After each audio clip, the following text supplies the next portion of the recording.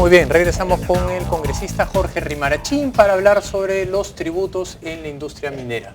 Congresista, muy buenas noches, muchas gracias por venir al programa. ¿Cómo está? Muy buenas noches. Bien, están presentando un nuevo proyecto de ley para ampliar un nuevo tributo a las sobreganancias mineras. Cuéntenos un poco cuál es la idea detrás de esta nueva ley. Bueno, es una forma de reivindicar el planteamiento original del Partido Nacionalista con el programa de la gran transformación que llevó al presidente Ollanta al cargo que hoy ostenta. Allí se planteó impuesto a las sobreganancias, renegociación de los contratos mineros, actualmente no hay renegociación de los contratos mineros, impuesto a la renta tampoco, impuesto a la sobreganancia tampoco.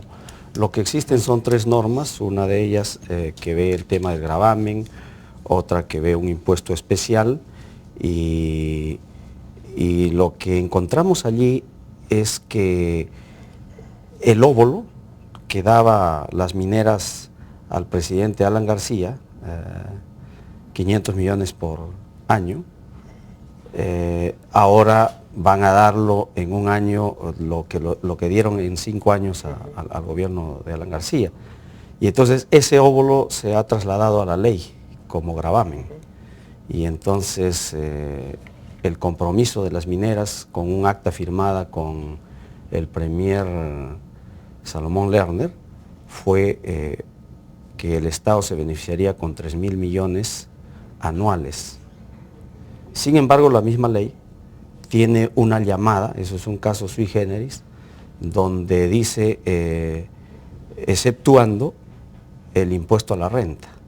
Y si le restamos el impuesto a la renta a los 3.000 millones, 1.400 millones, estarían aportando solamente 1.600 millones, lo cual implicaba ya un incumplimiento del acta que ofrecieron pagar. La propuesta actual plantea que se implemente un impuesto a las sobreganancias. ¿Cómo entender el tema de las sobreganancias para la población? Simbólicamente, si tenemos un producto cuyo costo de producción, por ejemplo, una onza de oro, cuyo costo de producción está entre 100 a 200 dólares, según la mano de obra, los impuestos que pagan, etc., actualmente está sobre los 1.700 una onza de oro. Y entonces en el Perú estarían pagando sus tributos de los costos de producción, incluidos los impuestos de 200 dólares. ¿A la minería ilegal? No, a la minería formalizada. Los costos de producción Así están por encima de los 900 dólares. Sí, pero nosotros estamos... ese es un tema que justamente se tiene que discutir, se tiene que ver. Correcto. Porque de 1.700 dólares que solamente paguen, nuestro cálculo es 200 dólares por onza, y dentro de ello su costo de producción, el Perú está perdiendo pues ingentes cantidades y las sobreganancias se lo están llevando, porque o sea, de 1.500 dólares por onza no estarían pagando absolutamente nada. Diversos estudios demuestran que el gravamen real de la industria minera, cuando uno suma impuestos, regalías, canon sobre canon, está por encima del 53%. ¿Cuánto creen ustedes que es un impuesto razonable, digamos, para la industria minera? Bueno, ese es un tema discutible, ya está en pero 53%. ¿Cuánto creen ustedes que debería ser? No, el impuesto a las sobreganancias debería ser el 50%. No, correcto, pero o sea, me refiero a la suma de los impuestos, cuando uno hace la presión tributaria real de la industria minera, está en 53%. Está bien, ¿A cuánto debería llegar eso? Pero eso no 60, incluye... 70... No, al margen de eso, o sea, el proyecto ve el tema de las sobreganancias solamente. O sea, vayamos un minutito, al margen, porque al punto de las sobreganancias. Porque no se tiene ningún pago por las sobreganancias. Las sobreganancias se las están llevando absolutamente todas. Perfecto, se entiende. ¿Quién decide cuánto o a partir de cuánto es una sobreganancia? Porque es algo muy subjetivo, ¿no? Pero son los costos de producción. No, pero ¿quién define a partir de cuánto ya tú estás sobreganando? Le doy un caso específico. Imagínese usted que la industria textil peruana el día de mañana comience a tener una demanda mayor y ellos comiencen a subir su precio y comienzan a tener lo que ustedes considerarían sobreutilidades. ¿También podrían tener un impuesto a las sobreganancias? Debería darse el impuesto a las sobreganancias. Y entonces también a la industria pesquera, a la industria textil, a la ganadera, pero por supuesto, los agricultores de Cajamarca podrían tener también impuestos a las sobreganancias. Por supuesto que la sobreganancia debería tributar. ¿Por qué? Porque en el caso de los minerales son épocas de bonanza que se viven. ¿Qué debe determinar la ganancia entonces de una empresa? No su efectividad, sino lo que considera un grupo de congresistas, ¿es lo que entiendo? No, no es eso, sino que en el mercado tú tienes un producto que te cuesta 100, de los cuales pagas tu impuesto. Correcto. Lo vendes a 200 y tú estás pagando solamente tu impuesto a los 100. 100 te lo estás llevando. Impuesto sobre lo que percibe de utilidad, que es después de haberlo vendido, menos los costos, menos los gastos, y ahí para los impuestos. Pero justamente la sobreganancia sale de los cálculos de los costos de producción, incluidos los impuestos y los gravámenes que ya tiene, en este caso, el Estado legislado. Ya. Lo que hemos leído, la mayoría de analistas sobre las sobreganancias, lo que han dicho economistas como Pero Franke, el congresista Javier de Canseco, es que como los precios han subido, ellos no consideran que los costos también han aumentado, pero igual, como los precios han subido, entonces la dispersión de esos precios generan una sobreutilidad. Entonces, en el fondo tiene que ver no solo con los costos de producción, sino sobre todo con la facturación de la minera. Mi pregunta es, ¿no estamos abriendo una puerta de subjetividad que el día de mañana alguien puede venir y decir, bueno, yo voy a calcular la productividad del congresista Rimarachín en tanto y entonces le estamos pagando mucho y él debería pagar más impuestos? Mire, si se trata de llevar a eso, hay experiencias en una provincia del Cusco, en la provincia de Anta, donde se pagaba al alcalde y a los regidores según su productividad.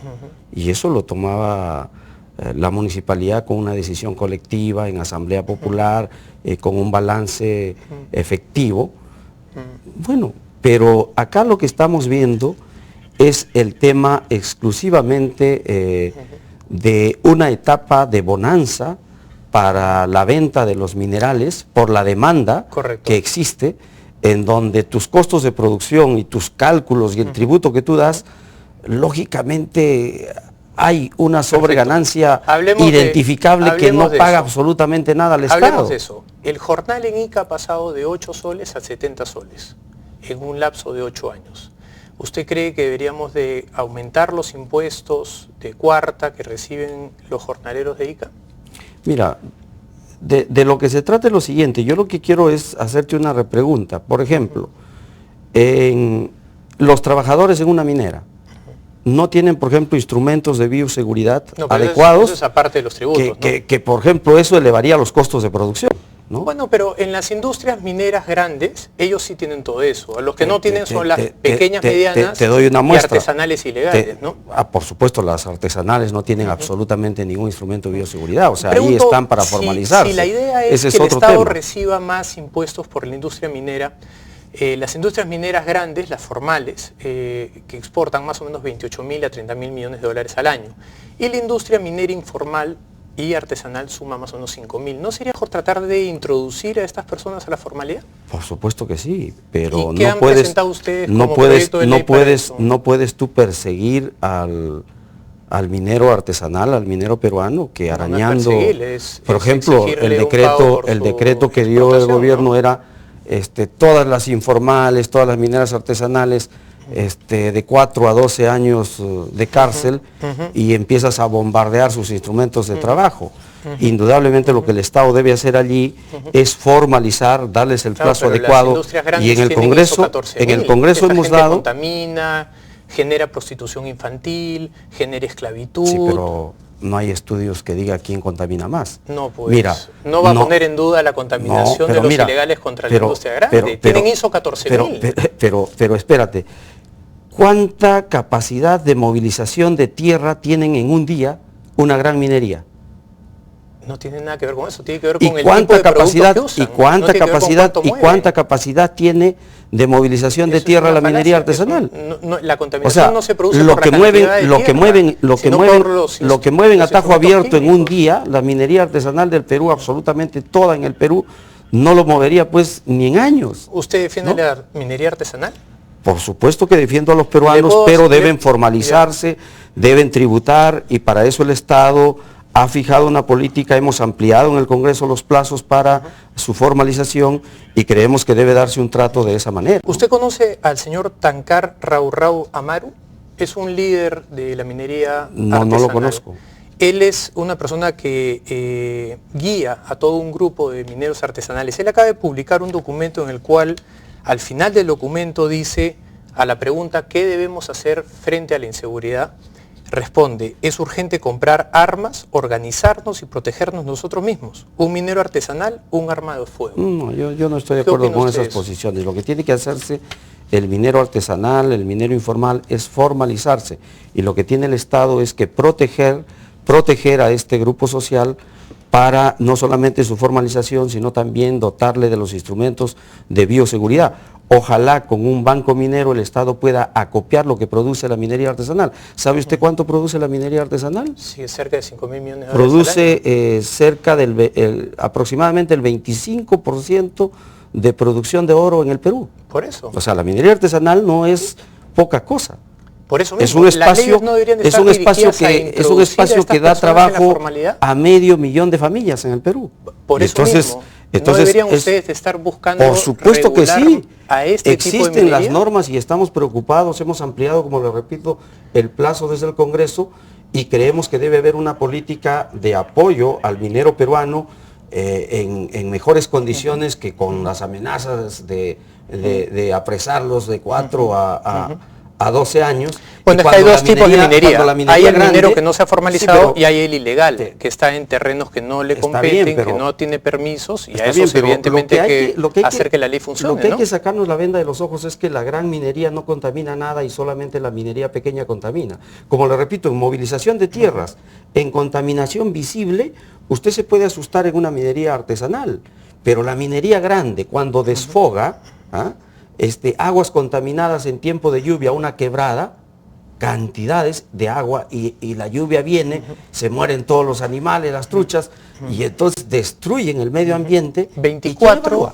Entonces hay casos de esos que definitivamente el Estado, desde el Ejecutivo, debería tener estudios comparativos y debería aplicar las sanciones adecuadas. 24 de las 44 empresas miembros de la Sociedad Nacional de Minería y Petróleo cuentan con ISO 14000, que es un estándar internacional de calidad. Eso significa que también hay pequeña y mediana empresa que está lógicamente formalizándose y trabajando adecuadamente.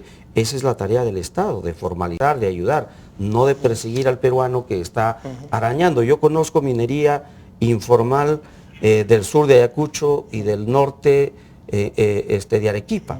Y tú encuentras allí cómo la gente te moviliza un costal o 2 o 3 costales al hombro al día para toda su semana, ¿no? Trabajarlo y sacar unos gramos de oro. Eso de rascan millones, ¿no? Son casi 5.000 millones de dólares al año que rascan, ¿no? Claro, son como el dato que te estoy dando, son cerca de 25% de producción del oro por la minería artesanal, que debería tributar. ¿Cuál es la presión tributaria de la minería informal? Que debería, no tengo en este momento pero digamos debe ser dato, cercano a cero, ¿no? Es mínima, lógico, es mínimo, porque...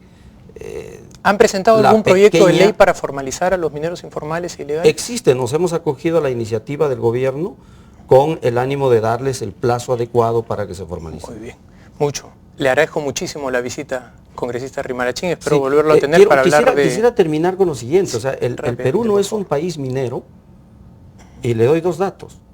En cuanto al aporte de la minería al presupuesto general de la República, la minería en los últimos 3 años ha aportado de 7 a 12%.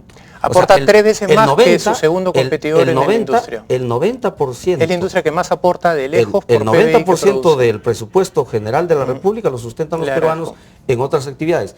Y en cuanto a la mano de obra, la minería no concentra ni el 1% de la población que tienen.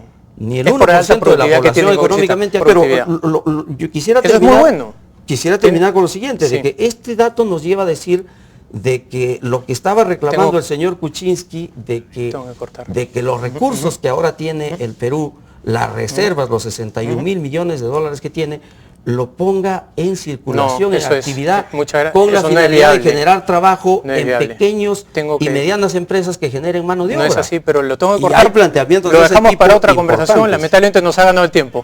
Muchísimas gracias. Regresamos una pausa y volvemos. Gracias.